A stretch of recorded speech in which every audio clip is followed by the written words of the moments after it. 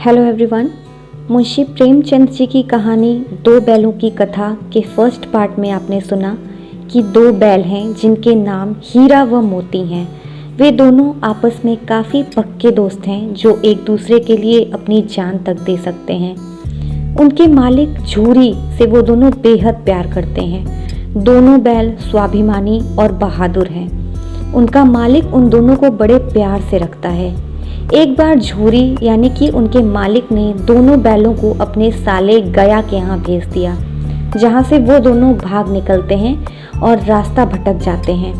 तभी उन्होंने अचानक देखा, अरे यह क्या, कोई सांड दौड़ता चला आ रहा है। वह सामने आ पहुंचा। दोनों मित्र बगलें झांक रहे हैं। सांड पूरा हाथी है। उससे भिड़ना यानी कि जान से हाथ धो बैठना है, लेकिन न भिड़ने पर भी तो जान बचती नहीं नजर आती। इन्हीं की तरफ आ भी रहा है। कितनी भयंकर सूरत है, हीरा ने चिंतित स्वर में कहा।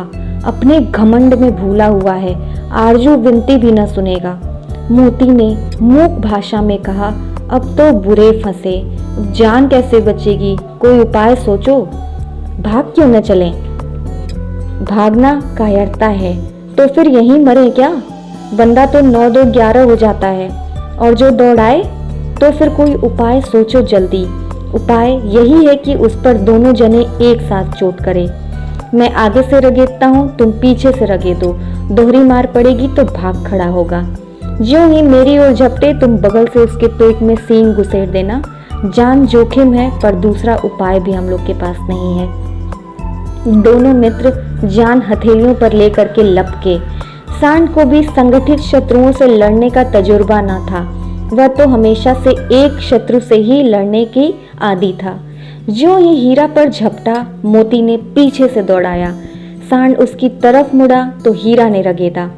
सांड चाहता था कि एक एक करके दोनों को गिरा ले, पर ये दोनों भी काफी उस्ताद थे, उसे यह अवसर ही न देते थे। एक बार सांड झल्ला कर हीरा का अंत कर देने के लिए चला तो मोती ने बगल से आकर उसके पेट में सींग भोंक दी। सांड क्रोध में आकर पीछे फिरा तो हीरा ने दूसरे पहलू में सींग चुभा दिया। आखिर बेचारा जख्मी होकर भागा और दोनों मित्रों ने दूर तक उसका पीछा किया, यहाँ तक कि सांड बेदम होकर गिर पड़ा। तब दोनों ने उसे छोड़ दिया। दोनों मित्र विजय के नशे में झूमते चले जाते थे। मोती ने अपनी सांकेतिक भाषा में कहा, मेरा तो जी चाहता था कि उसी को वहीं मार डालूं। हीरा ने तिरस्कार किया, गिरे हुए बैरी पर सींग नहीं चलाना चाहिए, यह सब ढोंग है। बैरी को ऐसा मारना चाहिए कि फिर उठ ही न पाए। अब घर कैसे पहुंचेंगे ये पहले सोचो, पहले कुछ खा लें तो सोचें। सामने मटर का खेत था, मोती उसमें घुस गया। हीरा मना करता रहा पर उसने एक न सुनी। अभी 2-4 ही घास खाए थे कि दो आदमी लाठियां लिए दौड़े पड़े और दोनों को घेर लिया। हीरा तो मेड़ पर था, निकल गया। मोती सींचे हुए खेत में था, उसका खुर कीचड़ में धंसने लगा और वह भाग न सका। पकड़ लिया गया फाइनली। हीरा ने देखा संगी संकट में है तो लौट पड़ा। फंसेंगे तो दोनों साथ ही फंसेंगे। रखवालों ने उसे भी पकड़ लिया। प्रातःकाल दोनों मित्र कांजी हौस में बंद कर दिए गए। काजी हौस यानी कि जो छुट्टा पशु, आवारा पशु होते हैं, उनको वहां पर के बंद कर दिया जाता है। दोनों मित्रों को जीवन में पहली बार ऐसा सबक पड़ा कि सारा दिन बीत गया और खाने को एक तिनका भी न मिला। समझ में ही नहीं आता था कि यह कैसा स्वामी है। इससे तो गया फिर भी अच्छा था। गया यानी कि झूरी का साला। यहाँ कई भैंसें थीं, कई बकरियां थीं, कई घोड़े थे, कई गधे थे, पर किसी के भी सामने चारा न था। जमीन पर मुर्दों की तरह पड़े थे। कई तो इतने कमजोर हो गए थे कि खड़े भी न हो सकते थे।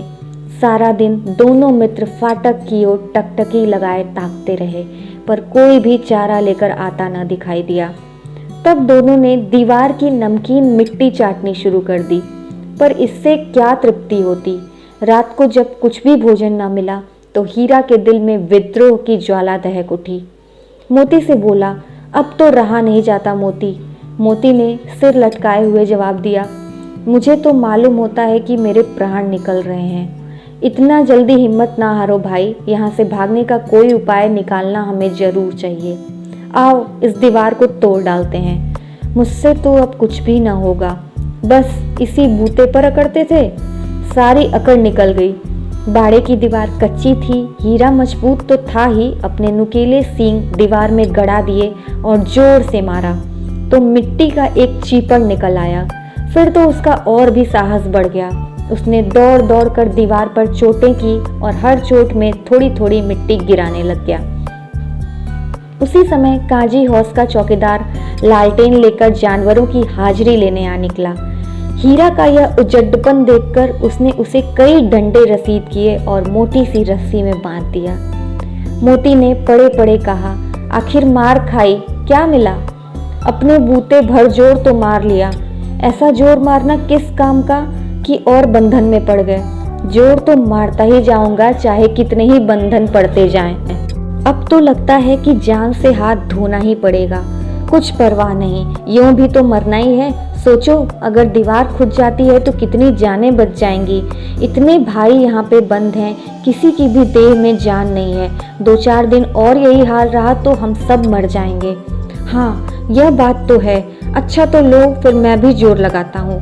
मोती ने भी दीवार में उसी जगह सींग मारा। थोड़ी सी मिट्टी गिरी और हिम्मत बढ़ गई दोनों की। फिर तो वह दीवार में सींग लगाकर इस तरह जोर करने लगा मानो किसी द्वंद्वी से लड़ रहा हो।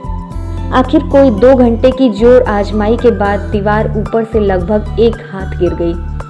उससे दूनी शक्ति से दूसरा धक्का मारा तो आधी दीवार गिर पड़ी। दीवार का गिरना था कि अधमरे से पड़े हुए जानवर भी चेत उठे। तीनों घोड़ियां सरपट भाग निकलीं, फिर बकरियां भी भाग निकलीं। इसके बाद भैंसें भी खिसक गईं, पर गधे अभी तक ज्यों के त्यों खड़े थे। हीरा ने पूछा, तुम दोनों क्यों नहीं भाग जाते? एक गधे ने कहा, जो कहीं पकड़ लिए जाएं तो क्या हरज है, अभी तो भागने का अवसर है। नहीं नहीं, हमें तो बहुत डर लगता है, हम यहीं पड़े रहेंगे। आधी रात से ऊपर जा चुकी थी। दोनों गधे अभी तक खड़े सोच रहे थे कि भागें कि न भागें, और मोती अपने मित्र की रस्सी तोड़ने में लगा हुआ था। जब वह हार गया तो हीरा ने कहा, तुम जाओ, मुझे यहीं पड़े रहने दो, शायद कहीं भेंट हो जाए। मोती ने आंखों में आंसू लाकर कहा, तुम मुझे इतना स्वार्थी समझते हो? हम और तुम इतने दिनों तक एक साथ रहे हैं और आज तुम विपत्ति में पड़ गए तो क्या तुम सोचते हो कि मैं तुम्हें छोड़कर अलग हो जाऊं? हीरा ने कहा, बहुत मार पड़ेगी, लोग समझ जाएंगे कि यह तुम्हारी शरारत है। मोती गर्व से बोला, जिस अपराध के लिए तुम्हारे गले में बंधन पड़ा उसके लिए अगर मुझ पर मार पड़े तो क्या चिंता। इतना तो हो ही गया कि 9-10 प्राणियों की जान तो कम से कम बच गई। वे सब तो कम से कम आशीर्वाद देंगे। यह कहते हुए मोती ने दोनों गधों को सींग मार मार कर बाड़े के बाहर निकाला और तब तक अपने बंधु के पास आकर सो गया। भोर होते ही मुंशी और चौकीदार तथा अन्य कर्मचारी में जैसे खलबली मची, इसके लिखने की जरूरत नहीं। बस इतना ही काफी है कि मोती की तो खूब मरम्मत हुई और उसे भी मोटी रस्सी से बांध दिया गया। 1 सप्ताह तक दोनों मित्र वहां बंधे पड़े रहे। किसी ने चारे का एक तिड़ भी न डाला। हाँ, एक बार पानी दिखा दिया जाता था, बस वही उनका आधार था। दोनों इतने दुर्बल हो गए थे कि उन दोनों को उठा तक भी ना जाता था। एक दिन बाड़े के सामने डुग्गी बजने लगी और दोपहर होते होते वहां 50-60 आदमी जमा हो गए। तभी दोनों मित्र निकाले गए और उनकी देखभाल होने लगी। लोग आ आकर उनकी सूरत देखने और मन फीका करके चले जाते। ऐसे मृतक बैलों को कौन खरीदार होता है। सहसा एक दढ़ियल आदमी जिसकी आंखें लाल थीं और मुद्रा अत्यंत कठोर आया और दोनों मित्रों के कूल्हों में उंगली गोदकर मुंशी जी से बातें करने लगा। उसका चेहरा देखकर अंतर्ज्ञान से दोनों मित्रों के दिल कांप उठे। वह कौन है और क्यों टटोल रहा है, इस विषय में उन्हें कोई संदेह न हुआ। दोनों ने एक दूसरे को भीत नेत्रों से देखा और सिर झुका लिया। हीरा ने कहा, गया के घर से नाहक भागे, अब तो जान न बचेगी। मोती ने अश्रद्धा भाव से उत्तर दिया, कहते हैं भगवान सबके ऊपर दया करते हैं, उन्हें हमारे ऊपर क्यों नहीं दया आती। भगवान के लिए हमारा मरना जीना दोनों बराबर है। चलो अच्छा ही है, कुछ दिन उनके पास तो रहेंगे। एक बार भगवान ने उस लड़की के रूप में हमें बचाया था, क्या अब ना बचाएंगे? यह आदमी छुरी चलाएगा, देख लेना। तो क्या चिंता है, मांस, खाल, सींग, हड्डी सब किसी न किसी के काम तो आ जाएगा। नीलाम हो जाने के बाद दोनों मित्र उस दड़ियल के साथ चले। दोनों की बोटी बोटी कांप रही थी। बेचारे पांव तक उठा भी न सकते थे, पर भय के मारे गिरते पड़ते भागे जाते थे, क्योंकि वह जरा भी चाल धीमी हो जाने पर जोर से डंडा जमा देता था। रास्ते में गाय बैलों की एक रेवड़ हरे हरे घास चरती हुई नजर आई। सभी जानवर काफी प्रसन्न थे। चिकने चप्पल कोई उछलता था, कोई आनंद से बैठा पागुर करता था। कितना सुखी जीवन था इनका, पर कितने स्वार्थी हैं सब। किसी को चिंता नहीं कि उनके दो भाई बधिक के हाथ पड़े कैसे दुखी हुए। सहसा दोनों को मालूम हुआ कि यह परिचित राह है, यानी कि उनकी जानी पहचानी राह है। हाँ, इसी रास्ते से गया उन्हें ले गया था। वही खेत, वही बाग, वही गांव मिलने लगे। प्रतिक्षण उनकी चाल तेज होने लग गई। सारी थकान, सारी दुर्बलता मानो गायब सी हो गई। आह, यह लो, अपना ही रास्ता अब तो आ गया। इसी कुएं पर हम पुर चलाने आया करते थे। हाँ हाँ, यही कुआं है, मोती ने कहा। हमारा घर नजदीक आ गया। हीरा बोला, भगवान की दया है, मैं तो अब घर भागता हूँ। यह जाने देगा, इसे मैं मार गिराता हूँ।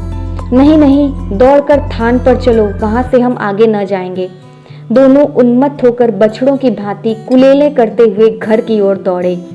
वह हमारा थान है। दोनों दौड़कर अपने थान पर आए और खड़े हो गए। दड़ियल भी पीछे पीछे दौड़ा चला आता था। झूरी द्वार पर बैठा धूप खा रहा था। बैलों को देखते ही दौड़ा और उन्हें बारी बारी से गले लगाने लगा। मित्रों की आंखों से आनंद के आंसू बहने लगे। एक झूरी का हाथ चाट रहा था। दड़ियल ने जाकर बैलों की रस्सियां पकड़ ली। झूरी ने कहा, मेरे बैल हैं, तुम्हारे बैल कैसे? मैं मवेशी खाने से नीलाम करके इन दोनों को लेकर के आ रहा हूँ।